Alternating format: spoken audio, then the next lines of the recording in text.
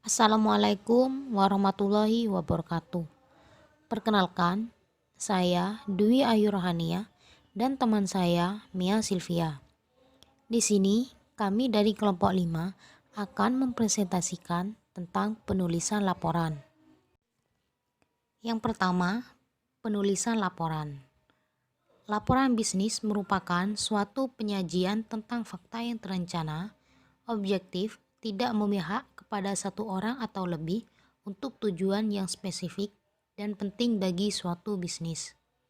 Jadi, laporan dapat disampaikan kepada manajemen tingkat atas, bawah, dan horizontal, juga keluar perusahaan seperti pemegang saham, konsumen, dan mungkin juga kepada pemerintah. Suatu laporan dapat berupa tulisan maupun lisan, tetapi yang paling penting adalah secara tertulis. Laporan dapat menyajikan fakta mengenai suatu kejadian, kondisi, kualitas, kemajuan, hasil penyelidikan, atau interpretasi. Selanjutnya, ada klarifikasi penulisan laporan bisnis. Terbagi menjadi beberapa. Yang pertama, berdasarkan frekuensi laporan. Yang kedua, sumber. Yang ketiga, fungsi. Yang keempat, subjek. Dan yang kelima, formalitas. Yang pertama, berdasarkan frekuensi. Jadi, laporan periodik ini dibuat secara teratur seperti harian, mingguan, bulanan, atau tahunan. Sedangkan laporan khusus ini meliputi satu kejadian atau situasi yang unik. Yang kedua, dari sumber. Jadi, laporan tersebut atas permintaan seseorang atau kemauan sendiri. Seperti menulis authorized report bila diminta oleh seseorang, atau voluntary report yang ditulis berdasarkan inisiatif diri sendiri. Yang ketiga, fungsi. Jadi, laporan informasional ini hanya menyajikan fakta-fakta dan ringkasan tanpa analisa, interpretasi, gambar, kesimpulan, atau rekomendasi. Seperti contohnya laporan informalitas progress report. Jadi laporan analitis ini menyajikan fakta-fakta analisa dan interpretasi dari fakta-fakta tersebut berupa kesimpulan dan rekomendasi bila dibutuhkan. Yang selanjutnya, subjek biasanya dibuat oleh departemen-departemen tempat laporan tersebut berasal, seperti accounting, advertising, finance, engineering, marketing, dan personil, dan lain-lain. Yang selanjutnya ada formalitas. Laporan formal ini biasanya panjang dan menyangkut masalah-masalah yang kompleks. Sedangkan laporan informal ini umumnya pendek. Jadi laporan formal ini selalu mencakup beberapa hal, antara lain yang pertama ada bagian pembuka seperti cover, halaman kosong, halaman judul, surat penyerahan, kata pengantar, daftar isi, daftar gambar, dan ringkasan.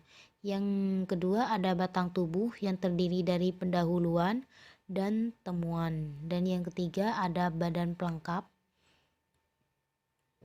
Dan yang keempat ini bentuk atau penampilannya. Jadi sebagian besar bentuk dan penampilan laporan ini dipengaruhi oleh panjang pendek laporan dan formalitasnya. Dalam penulisannya ini terdapat beberapa, diantaranya memorandum report yang menggunakan format memo, dan yang kedua ada laporan surat yang menggunakan format surat seperti kepala surat, alamat, kalimat pembuka, dan lain sebagainya. Dan yang ketiga ada laporan yang telah dicetak. Yang selanjutnya adalah tahapan-tahapan penulisan laporan. Yang pertama, menentukan masalah dan tujuan. Yang kedua, menentukan siapa yang menerima laporan. Yang ketiga, menentukan ide. Yang keempat, mengumpulkan bahan yang diperlukan. Yang kelima, memilih dan menginterpretasikan data. Yang keenam, menyusun data dan mempersiapkan rangka. Menganalisis masalah. Menganalisis masalah ini langkah perencanaan. Pertama adalah menganalisis masalah dan mengetahui tujuan laporan. Yang kedua, menentukan siapa yang akan menerima laporan. Langkah yang kedua adalah menentukan siapa yang akan menerima laporan. Contohnya, jika tujuan laporan kepada supervisor departemen, maka menggunakan istilah-istilah teknis dan singkatan-singkatan yang digunakan pada departemen tersebut. Yang ketiga, menentukan ide. Pada beberapa laporan bisnis diperlukan perumusan hipotesis sebagai dasar penentuan informasi yang akan dibutuhkan. Yang keempat, mengumpulkan bahan yang diperlukan. Dalam pengumpulan data, menulis laporan mendapat fakta-fakta dari dua sumber.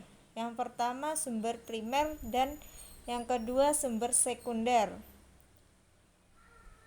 Yang kelima, memilih dan menginterpretasikan data. Jumlah data yang dibutuhkan tergantung pada kompleksitas penelitian yang ditentukan oleh tujuan dan kebutuhan pembaca.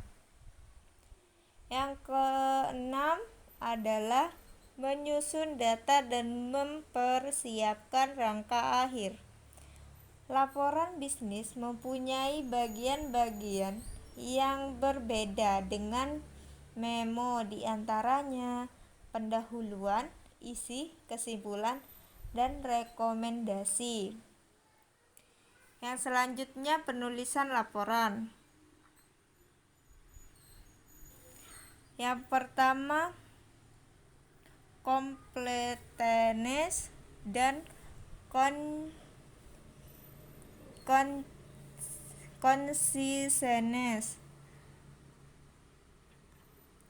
Mencakup keseluruhan, yaitu pendahuluan, batang tubuh, bagian akhir. Dibutuhkan fakta yang lengkap dan sesuai dengan tujuan laporan untuk menjawab seluruh pertanyaan pembaca. Yang kedua, concreteness, conviction, objectivity. Nyatakan sumber informasi dalam pendahuluan, batang tubuh, dan atau appendix. Dapat menjamin bahwa sumber tersebut dapat dipertanggungjawabkan. Jika perlu, untuk lebih meyakinkan pembaca dengan menyatakan secara ringkas dan jujur bahwa sumber tersebut sudah diakui, di mana, kapan, bagaimana, dan pada kondisi yang bagaimana orang tersebut membuatnya dan apakah terdapat kemungkinan untuk dibiaskan. Dalam mengutip, mengungkapkan, dan meringkas suatu hal, Anda harus objektif. Yang ketiga, consideration dan courtesy.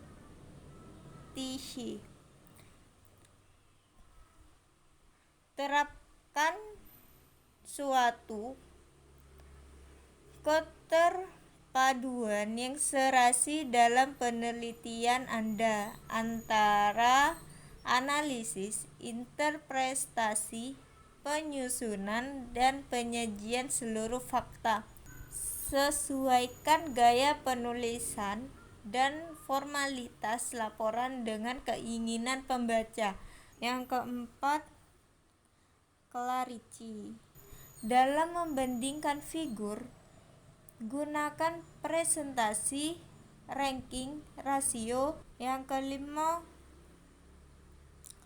correctness. Sekian presentasi dari kelompok kami.